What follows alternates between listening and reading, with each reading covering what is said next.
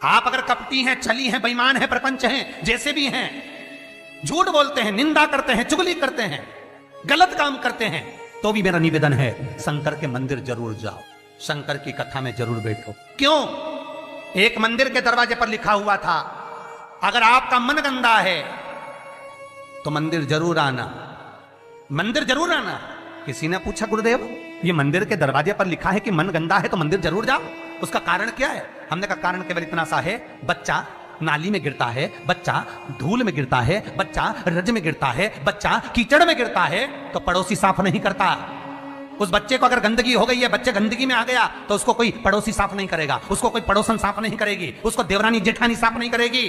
बच्चा अगर कीचड़ में गिरा है तो उसको उसकी मां और बाप ही साफ करेंगे। उसी तरह मन गंदा हो गया, चित्तवृत्ति खराब हो गई, तो मेरे ये बाप के पास जाना, मेरी ये माता के पास जाना, और ये मेरा बाप, ये मेरी मां तुम्हारी जीवन की गंदगी को समाप्त कर देंगे। दुख आया, तकलीफ आई, कष्ट आया, रोग आई, बीमारी आई, तकलीफ हुई है, कहीं मत जाना, ये मेरे माँ बाप के पास जाना, शंकर और पार्वती के पास, उमा महेश्वर के पास जाना, ध्रुमा ध्रुमावती के पास जाना, कमल कमला के पास जाना, तारा तारेश्वर के पास जाना, भोले शंकर के पास जाना। जब मेरा शंभु मिलेगा तो ये सारी गंदगियां मिटा देगा, रोग समाप्त। अकाल मृत्यु वो मरे जो काम करे चंडाल का, काल उसका क्या बिगाड़े जो भक्त हो महाकाल का। वो देगा, छप्पर फाड़ कर देगा।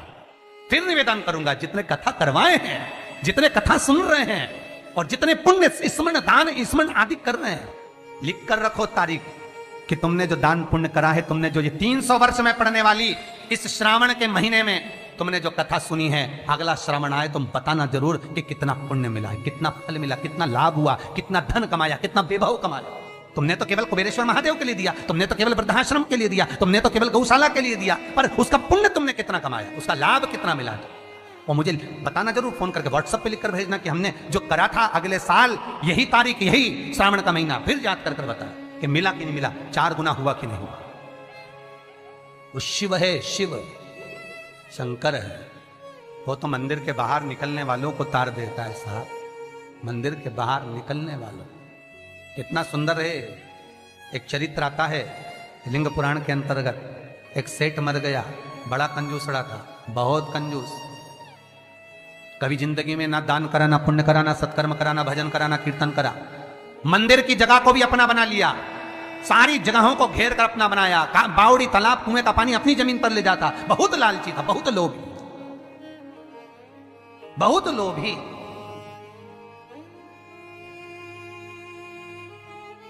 बस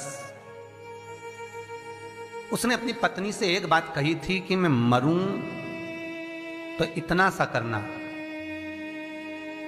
एक इतना सा काम करना कि किसी शंकर के मंदिर के बाहर कचरा पड़ा हो, धूल पड़ी हो, मट्टी पड़ी हो, उसको लाकर मेरे शरीर पर डाल दे, बस, और कुछ मत। पत्नी हमेशा पति से कहती थी तुम कभी दान पुण्य नहीं करे, इस गांव में तुमने कोई अच्छा काम नहीं करा, तुम्हारे शरीर को उठाने वाला तक नहीं मिलेगा, बच्चे हैं नहीं, तुम्हारा अंतिम संस्कार कौन करेगा। पति कहता है बस तुझसे जो कहा वो करना, और कोई दान नहीं, कोई पुण्य नहीं, कोई सत्कर्म नहीं, कुछ भी मत करना।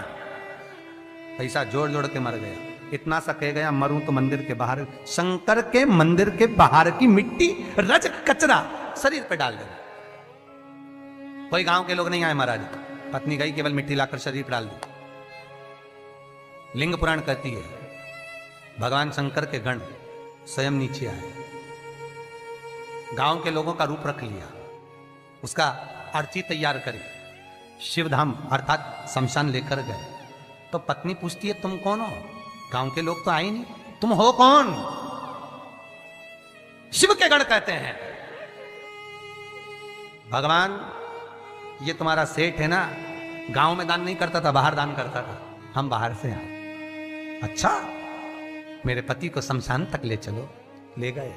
कहते हैं शंकर के दरवाजे की मात्र रज, मात्र कचरा, मात्र भूमि की मिट्टी शरीर पर पड़ी थी। शंकर शमशान के दरवाजे पर खड़े होकर उसका वेलकम कर रहे थे, स्वागत।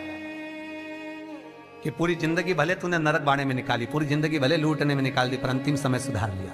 अंतिम समय को सुधारने का भी एक क्रम हमारे शास्त्र कितनी सुंदर बात कहता है महाराज, कितनी सुंदर बात। 3 धनभागी हैं, 3 धनभागी हैं। पहले नंबर पर भीष्म पितामह, जो भगवान कृष्ण के दर्शन करे, जिन्होंने भगवान कृष्ण का बचपन से लेकर जवानी तक का दर्शन करा। दूसरे नंबर पर धनभागी हैं दशरथ जी महाराज, जिन्होंने राम जी के दर्शन करे, राम दशरथ जी के घर में जन्मे। कितने किस्मत वाले होंगे।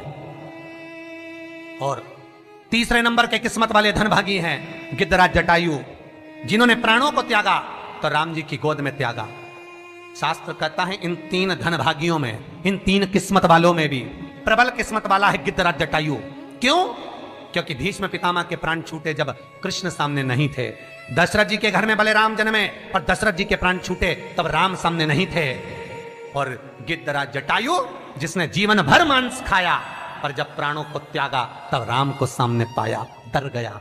बचपन गया जाने दो, जवानी गई जाने दो, अधेड़ी गई जाने दो, पर बुढ़ापा मत बिगड़ने देना। बुढ़ापे में शंकर के चरण पकड़ ले, शिव के चरणारविंद पकड़, मैं कहीं नहीं जाऊंगा।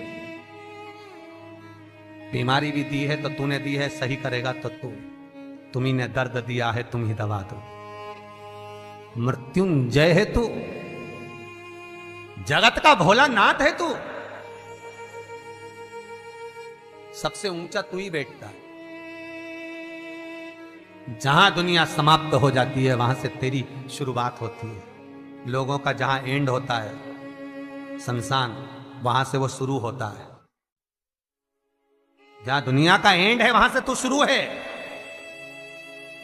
तो तू साधारण नहीं हो सकता भोलेनाथ। अगर मेरे चरण में कष्ट आया है तो तू सही करेगा, मुझे विश्वास है। भरोसा रखना। रोज शंकर के मंदिर के दरवाजे पर बैठकर शंकर पर 5 बेलपत्र चढ़ाकर, 1 बेलपत्र उठाकर चबा चबा के उसके ही दरवाजे पर खा, घुटने भी सही कर देगा, शरीर भी करेगा। बस उस पर विश्वास, उस पर भरोसा। बस शंकर है और मुझे पूर्णता विश्वास है कि वो मुझे हारने नहीं देगा। तो नहीं हारने देगा, नहीं।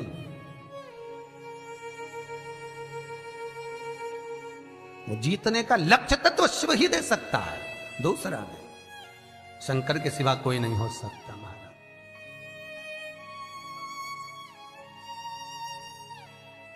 बस उस पर विश्वास